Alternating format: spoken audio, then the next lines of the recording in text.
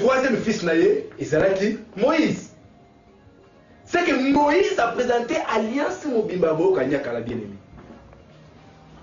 Alors, à partir maintenant, il y a ici, on a aussi pensé à expliquer que les 3 premiers jours, Ezali ancienne alliance, les temps sombres, on est Seigneur de Sikosanini, Kobimi Sanzambe. Yango moi na mokanda 1 chapitre 8 verset 12. Bien aimé Salomon dit que Dieu veut habiter dans l'obscurité. C'est que Nzambe mi bombi na kati ya molili. Maintenant dans verset moko oyo kosunga bandeko batolanda disque oyo ba comprendre que lion azalaki ministère mobimba ya mobeko oyo esengelaki Nzambe aya ko éclairer. Totangi mokanda ya psaume chapitre Nayango 74, verset Nayango 20. Balobini. Psaume chapitre 74, verset 20, c'est la Bible verse ici. Et égard à l'alliance, car les lieux sombres du pays sont pleins de repères de brigands. Tala boyoka dinayo, pote esika ya molili ya mboka, etondi. La Bible dit ceci que les lieux sombres du pays. Or, les lieux sombres du pays, ce sont les 3 jours. C'est que les temps de la loi. Les temps sombres du pays sont pleins de brigands. Qui sont les brigands? On va se retrouver dans les lieux sombres du pays. Jean chapitre 10, verset 1er. Nana posa to comprendre les canisi que Lyon a allé 3 premiers jours aux alliés sombres du pays. Jean chapitre 10 verset 1er. En vérité, je vous le dis. Solo la koyebi sabino. C'est lui qui n'entre pas par la porte dans la bergerie. Mais qui monte par ailleurs est un voleur et un brigand. Oya mataka libanda na yango azali moyibi pe mo bomi. Zwa verset na yango kita verset 2. Mais celui qui entre par la porte est le berger de brebis. Les portiers lui ouvrent et les brebis entendent sa voix. Il appelle par leur nom les brebis qui lui appartiennent et il les conduit dehors. Ok. Verset 9, 8. Tous ceux qui sont venus avant moi sont des voleurs et des brigands. Avec que tous ceux qui étaient venus avant moi, ton bateau qui avant Jésus, les bateaux se retrouvent dans les lieux sombres du pays. Ceux qui sont venus avant moi sont des voleurs et des brigands. Oh, Jésus. La loi, les psaumes et les prophètes. Merci. Bangonde bayaki avant Jésus. C'est que la loi, les psaumes et les prophètes ne va se retrouver qui juste dans 3 premiers jours. Maintenant, les communs sont considérés bango étant que ba brigand n'a pas volé. Ba bandé ko dévorer banda ko ba veuve. Banda ko dévorer banda ko ba félin. Pourquoi? Parce que ba se retrouver dans les sombres du pays, peuple zaki na lumière té. C'est toujours comprendre par là que mosala ya bo kanyaka ezaki na bon moité. Tous écriture moko pour tout soutenir penser au Ézéchiel chapitre nango 25. Non, Ézéchiel chapitre 20 verset 25.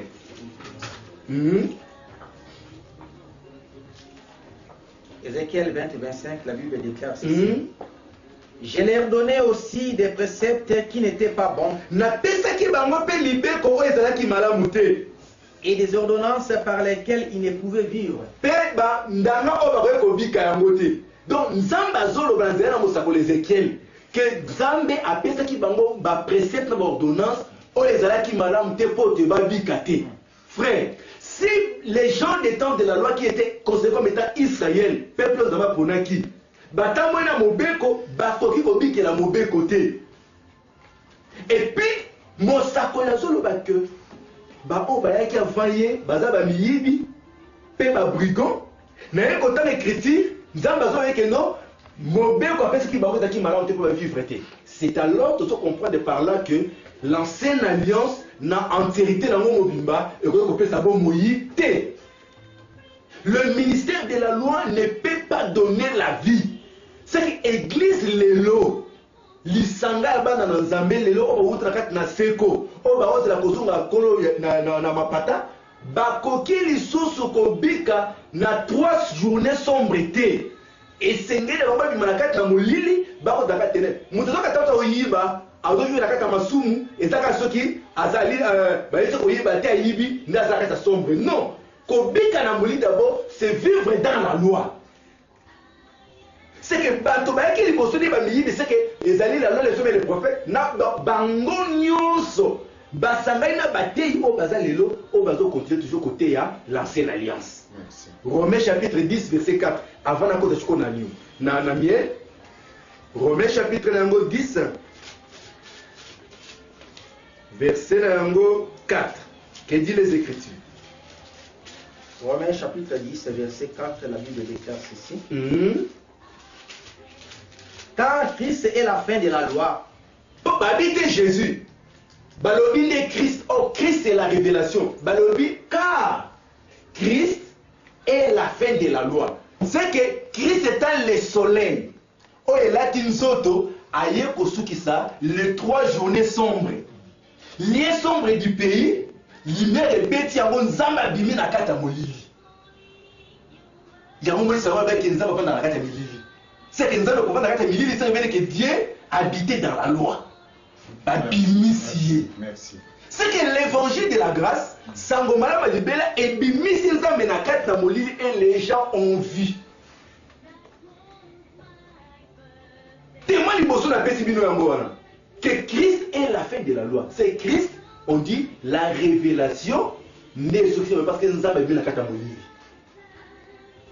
Ndena kati na yango tozomona maintenant que na eleko tozali kosi azosala lisusu mosala te miel oyo ezali ngulu Kristo Yesu nde akoti na mosala awa tomoni sikoyo kochange mosala ya nkosi na miel nde tobengi yango mbongwana ya mosala oyo tobengi yango changement de sacerdoce. C'est que awa 3 premiers jours, les binda banda kosala, na ilekoyo mosala eleve ezate. Mosala ezosala sikoyo ezali mosala nani? Mosala ya Juda pote aye déjà na 4e jour. Etaki une lumière. Merci, merci.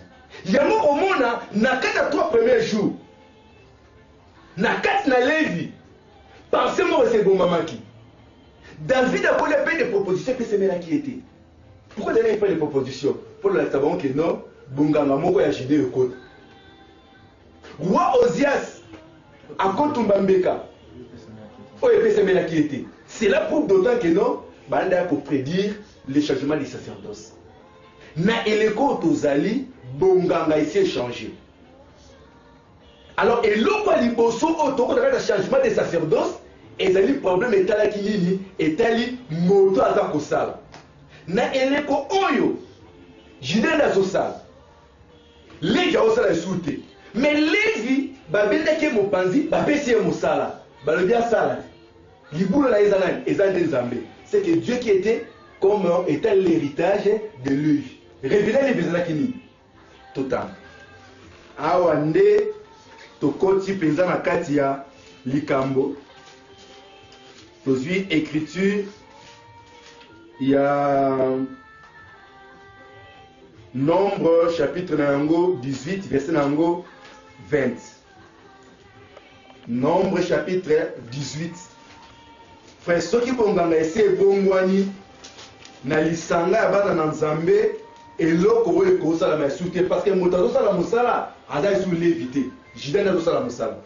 Mon capitaine de la mission. Nombre chapitre 18 verset 20 la Bible déclare ceci.